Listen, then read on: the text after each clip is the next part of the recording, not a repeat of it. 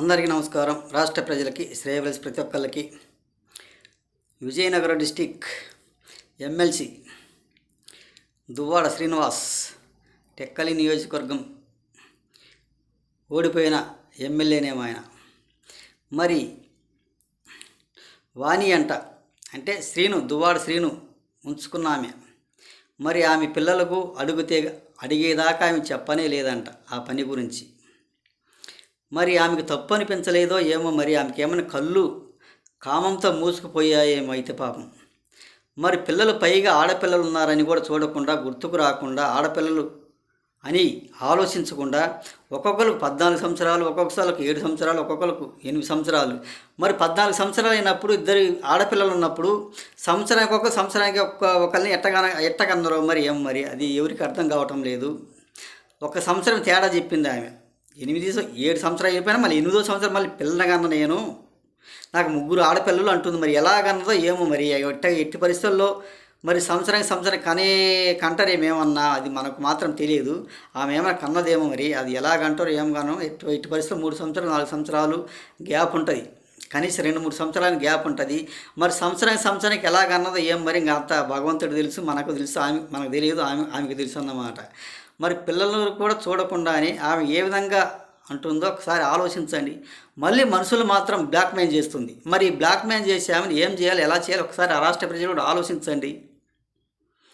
అసలు వాస్తవంగా చెప్పాలంటే ఆమెను అరెస్ట్ చేసి బొక్కలు తీయాలి, స్టేషన్లు వేయాలి.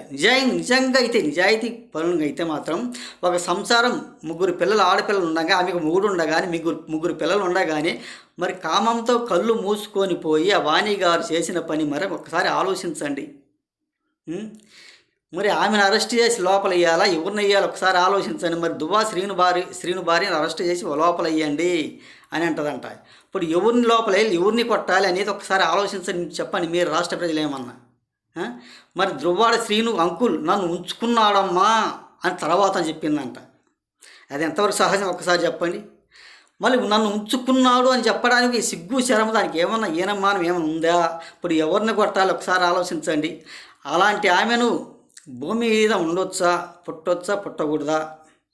మరి భార్య ఉండగానే 2-3 పిల్లలు ఉండగానే ఒక ఉంచుకున్న అతనితో సంసారం చేయాలని ఏముందా ఒకసారి చెప్పండి. ఆమె పిల్లలు ఉన్నారు, భర్త ఉండగానే ఒక ఉంపుడు గత్తిగా నేను వస్తాను, నేను సంసారం చేస్తాను అని ఎవరైనా అంటారా చెప్పండి.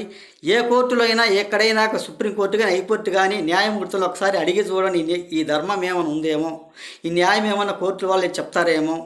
అయితే రాబోయే రోజుల్లో జగన్మోహన్ రెడ్డి గారి ప్రభుత్వం ఏమన్నా వస్తే, జగన్మోహన్ రెడ్డి గారు ఏమన్నా ప్రభుత్వానికి ఒక 2 భార్యలను 3 భార్యలను ఇప్పుడు గతితో కూడా ఇద్దరితో సంసారం చేయొచ్చు, ముగ్గురితో సంసారం చేయొచ్చు.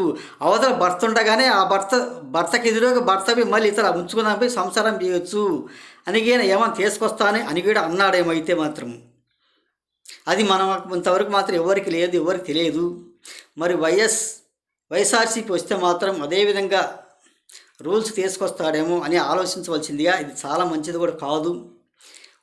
ఆమెని అరెస్ట్ చేసి లోపల వేసి కుమ్మిపారేయాలని ఇటువంటి ఆడవాళ్ళను ఊరక ఉంచకూడదు.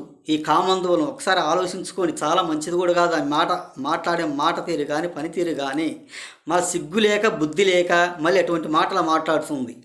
ఆమె దేనికి సంబంధించిన ఆమె ఒక ఉంచుకున్న దాంతో సమానం.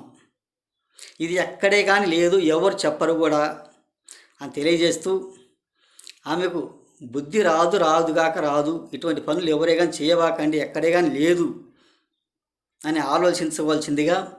ఆమె సంసారం ఏదో, ఆమె భర్త ఏదో, మరి భర్త ఉన్నాడో లేడో తెలియదు. మరి భర్త కూడా ఉండొచ్చు, భర్త ఎందుకు బయటికి రాలేదో, మరి భార్యకి ఎందుకు భయం అనేది చెప్పటం లేదో, మరి 2-3 పిల్లలు ఉంచుకుని అలా చేయటం ఏమిటి అంటే, ఆమె కామంతో కళ్ళు మోసకపోయి ఈ విధంగా చేయడానికి సిద్ధపడి వచ్చి ఒక కాపురం నిలువను కూల్చేస్తుంది ఆమె. ఇది చాలా మంచిది కూడా కాదు, కొంచెం ఆలోచించుకోవాల్సిందిగా. ఇటువంటి పనులు ఇప్పటికి చేయకూడదు అని ఆమెకే కలగాలి. మళ్ళీ బుద్ధి లేక ఇతరులను లోపల వేయండి, కుమ్మేయండి అంటే ఎంత ఆస్కారం ఒకసారి చెప్పండి. శ్రీను భార్యను లోపల వేయండి, ఆమె లోపల వేసాక మేము హాస్పిటల్ జాయిన్ కాదంట.